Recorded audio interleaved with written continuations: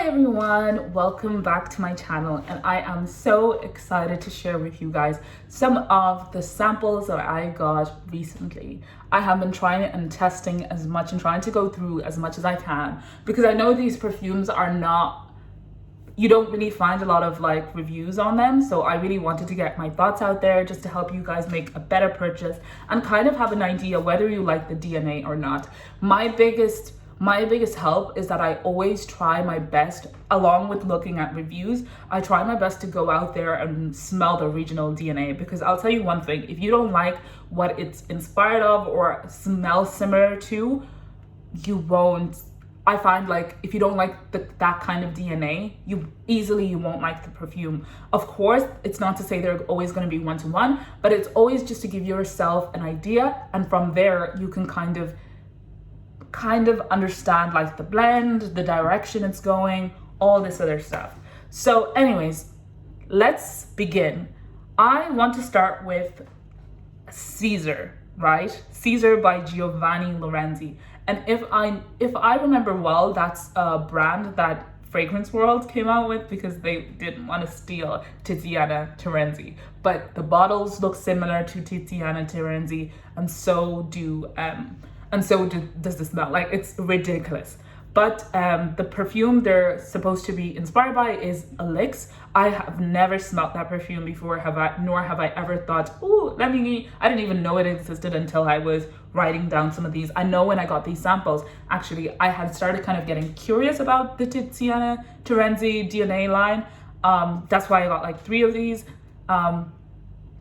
But then nothing ever went further than that. I think I got these samples and I was like, never mind. But anyway, that's not to say they're the same, but just I didn't like the DNA, to be honest. That's where I'm going with that. So to begin with, we'll start with Caesar, right? So Caesar starts off with some lemon and saffron. The saffron is not spicy or, the classic baccarat. No, it's earthy, and there's some white musk up in there.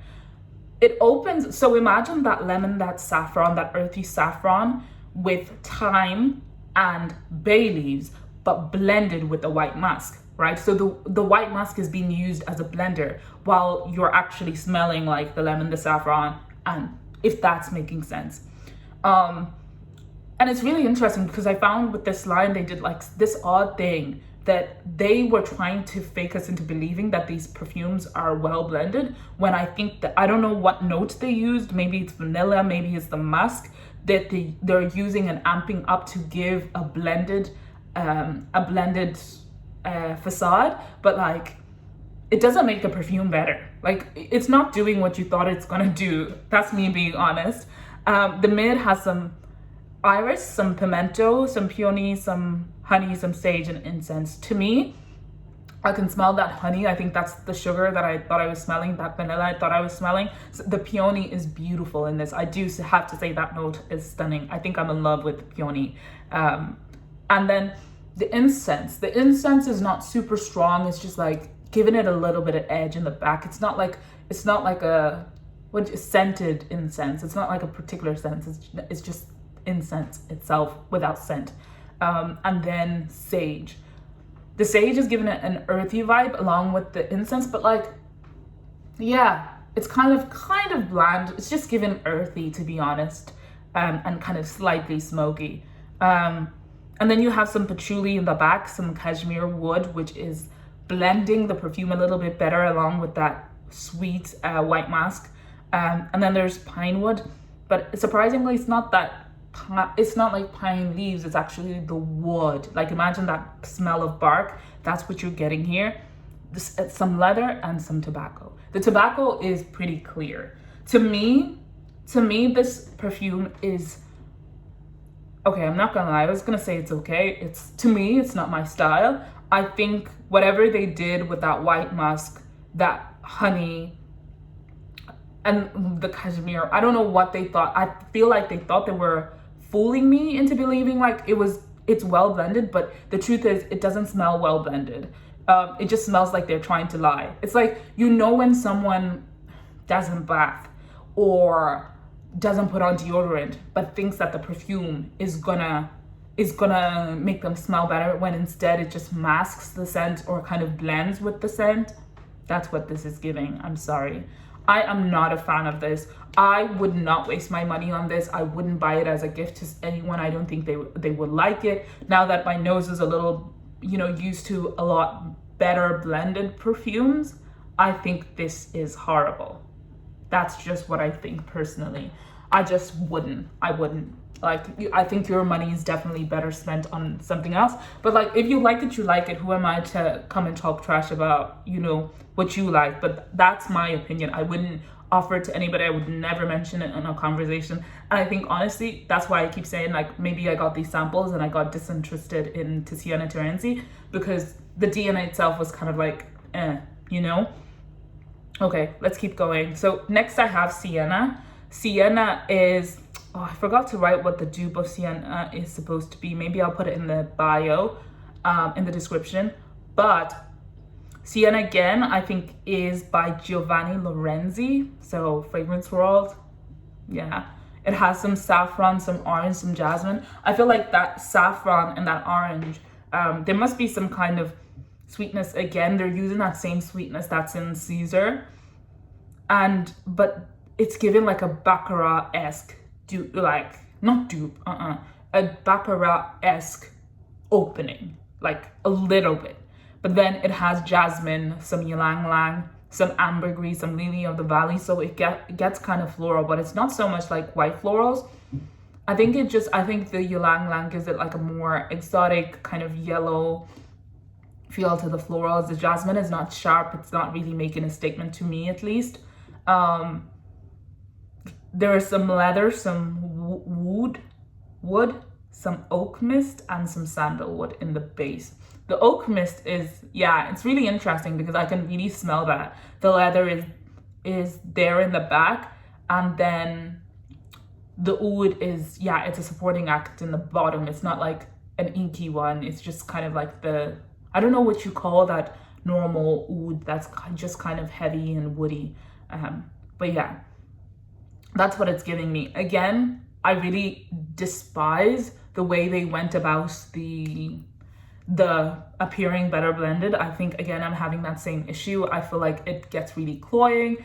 I feel like the longevity for these are not even that long. They're like 4-6 hours. I know that because of how light and blended these are, because I find like with that particular scent, when they tried to make it feel sweet with experience of other perfumes, like they only last 4 to 6 hours, like, and they're intimate scents at that. Like, they wouldn't be making a statement. They wouldn't and to be honest, I personally wouldn't even enjoy the scent bubble. I definitely think, again, you will find much better blended like perfumes. And I think these perfumes were like 20 to 30 euro. Go get yourself a Lattafa that smells better than this, or save that 30 euro. And then, another couple of months, add another 30 euro or 10 euro or 20 euro or whatever you have, and get something that you will enjoy for longer. Don't do this. Okay, now we have Oris. Oris is similar to Orza by Tiziana Terenzi as well. This one is by Jackwins, and I find that it's a little bit better than the other two. And I think it's only because it has like a Kirke-esque type vibe, which I think it's normal for the DNA, the original DNA anyway. But to me, it does smell kind of like coconutty. It has some green apple, some subtle nudges to herba pura. But what takes it away is, I think I smell some sandalwood and some oud that's a little bit inky. There's some flowers in here, like jasmine and rose. And but there's something that's making it smell like coochie, like day long coochie. I didn't want to say that, but that was the first note I wrote in this. It smells like day old coochie, but you just added some herba pura, some musk. And I don't know where that scent is coming from. Like, I'm looking at the vanilla, the amber, the musk, maybe the musk, but musk doesn't smell like that. Normally it smells like detergent, unless that's the kind of musk they took. Yeah, I don't know why it smells like that. It smells like you showered in the morning, went all day about your business, didn't get home until 12 o'clock, and didn't no panty line or nothing. I'm sorry to break it to you. Anyway, so yeah, that's a no from me again as well. And like I said before, they did use the same that same blending note. It doesn't change. Again, I wouldn't spend my money on these. Longevity is like 4 hours to 6 hours. That one in specific, I don't see it lasting long, and I never wanted to try it on my skin. But from seeing how it is, and the other ones that I have from Fragrance World that are kind of has that similar push and kind of lightness, that's how they perform anyway. Okay, second, I don't know, that's not a second one. We're on our fourth one. Okay, this one is Francique 107.9. I have to say, I'm really bad with saying numbers out loud or comprehending numbers. I don't know what that is.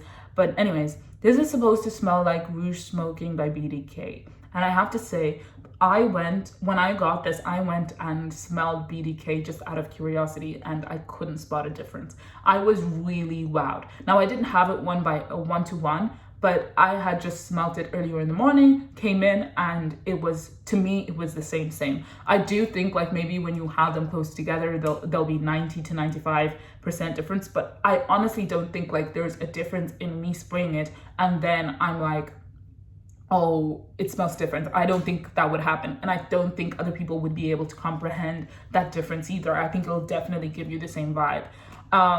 It opens with some cherry and bergamot. The cherry here is not like the cherry in Lost Cherry or anything like that. No, it's a little bit more fresher, more riper, and it has bergamot to balance it and make it a little bit tangy.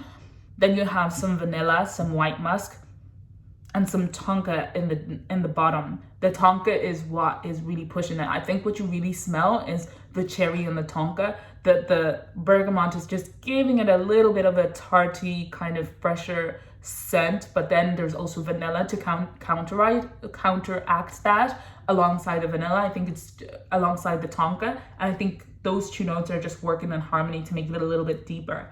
And then you do have some frankincense in there, which I think is just making it feel a little bit off.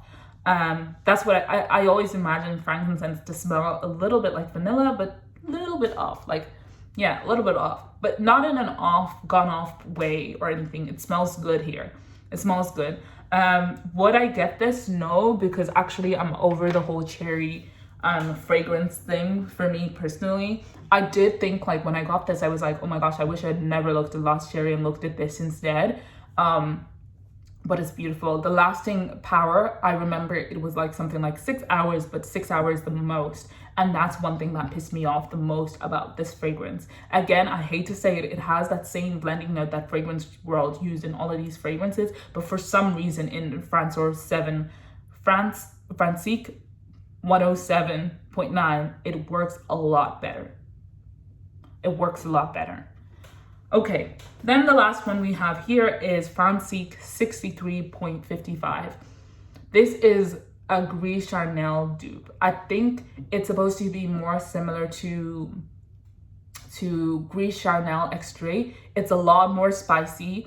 It's a lot more spicy. There's some cardamom that opens it. It's very intoxicating, and it's very, very complex. It's beautiful. Whatever they did in this Francique line, they ate, because this is beautiful. And it lasts 6 hours tops as well. The notes that they had written down weren't that elaborate or whatever, but anyways, just imagine a more spicier version of Gris Charnel. Imagine it with some stronger woods, some patchouli, but the patchouli is not sharp. It's just adding to the herbiness and the spiciness of the fragrance. And then just a little bit of unsweetened vanilla. It's beautiful. It's beautiful. And again, it's that same vanilla and musk in the other ones, but actually here it's toned down all the way back and the spices take over. I have to say, when I was thinking of whether I should get this or Liam, I got this, but it was the longevity that really made me get Liam, and I'm glad I did, because while this is more spicy and herby, I actually appreciate Liam, and I've grown to love it a lot more because it doesn't have a lot of those spices. It's more subdued, it's more sweet and vanilla, but the DNA is still there. That's still that chai tea, that tea vibe anyway.